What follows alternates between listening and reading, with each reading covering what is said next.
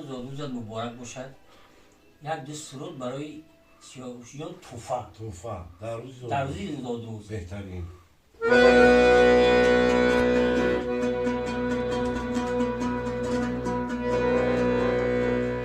گر روم روز از این دنیا که یادم میکند،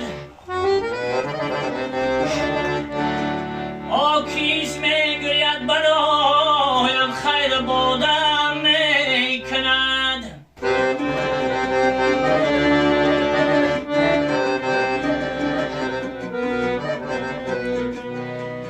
کیزگر سالم بروی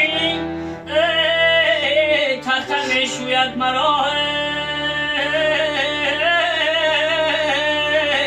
در کفم پیچان زی دنیا خیر بادم میکند.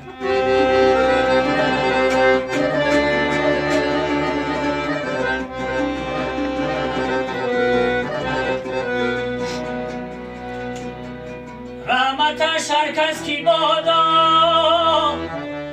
خاکم دیارت میکند.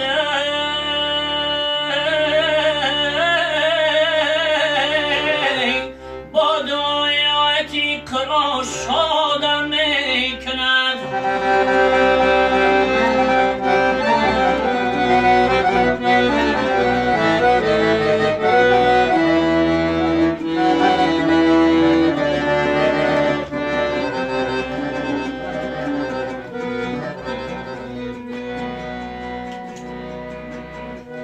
کیشی میداند مرا، کیش میداند اندر رهده،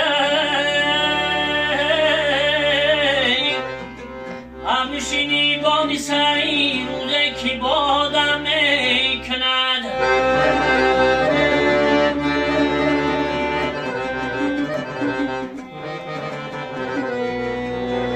هر کی در سنگی مزارم، هر کی در سنگی مزارم شعر من شوق نداره.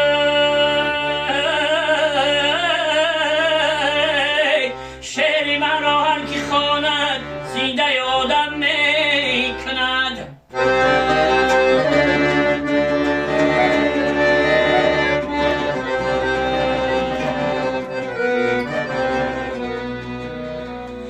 ای جیان هرگز منال از جوری فلک،